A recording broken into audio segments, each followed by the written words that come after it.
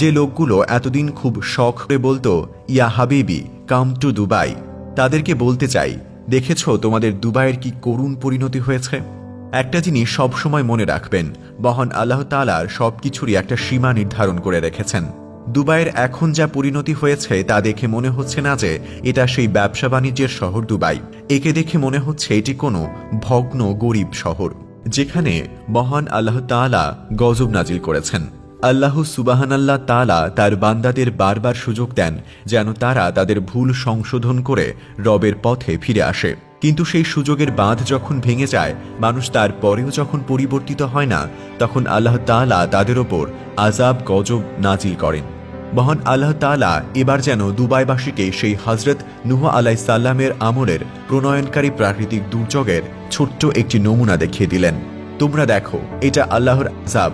তোমরা চাইলেও এই আযাব থেকে নিজেদের মুক্ত করতে পারবে না, এই আযাবকে রুখতে পারবে না। এই দুর্যোগ দুবাইবাসীর জন্য কিয়ামত থেকে কম নয়। এই দুর্যোগে নিজেদের জীবন বাঁচানোর জন্য দুবাইবাসী কত কিছুই না করছে।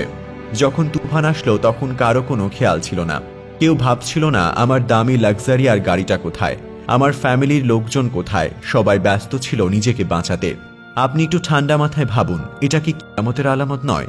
কিয়ামত যখন হবে, সবাই তখন ইয়া নাফসি বলতে থাকবে আর নিজের জন্য অস্থির হয়ে পড়বে। পৃথিবীতে আর কোনো দয়ামায়া কাজ করবে না। কারো মাথায় আসবে না আমার আত্মীয় স্বজন কোথায়, কিংবা আমার বন্ধু বান্ধব কোথায়, কেমন করে আছে, কিংবা তার স্ত্রী কিংবা কারো স্বামী সন্তান কোথায়। কারো কোনো কথা তখন মাথায় আসবে না। নিউজের ভিডিওগুলোর মাধ্যমে আপনি দুবাইয়ের এই করুণ পরিণতি তো নিজ চোখেই দেখলেন। ঠিক এমন পরিণতির কথা এই মহান আল্লাহ তাআলা পবিত্র কুরআনের সূরা সাজদার আয়াত 31-এ ইরশাদ করেছেন, যা শুনলে আপনিও শিহরিত হবেন। মহান আল্লাহ তাআলা বলেছেন, তিনি বড় আযাবের আগে ছোট ছোট আযাবের অনেক নিদর্শন দেখাবেন। আল্লাহ তাআলা এমনটা করবেন যেন এগুলো দেখে তার বান্দাদের শিক্ষা হয় এবং তার বান্দারা যেন শিক্ষা নিয়ে রবের পথে ফিরে আসতে পারে। কয়েকদিন আগেই 90% মুসলিমদের এই দেশে মন্দির স্থাপন করা হয়েছে। এই ভূখণ্ডে পূর্ববর্তীতে কোনো মন্দিরের অস্তিত্ব ছিল না কোনো কালেই, কিন্তু দুবাইবাসী তারপরও এখানে মন্দির স্থাপন করেছে। আর মন্দির স্থাপনের পরপরই কিন্তু এখানেই প্রলয়ঙ্কারী প্রাকৃতিক দুর্যোগ দেখা দিয়েছে। দুবাইয়ের ইতিহাসে বিগত 75 বছরের মধ্যে সবচেয়ে বেশি বৃষ্টিপাত হলো। এই দুর্যোগে দুবাইবাসীর যে কি পরিমাণ ক্ষয়ক্ষতি হয়েছে তা এর আগে কখনো কোনো কালে হয়নি। এগুলো আল্লাহর আযাব নয়তো কি? ভারী বৃষ্টিপাতে মরুভূমির দেশ সংযুক্ত আরব আমিরাতে ভয়াবহ বন্যা দেখা দিয়েছে।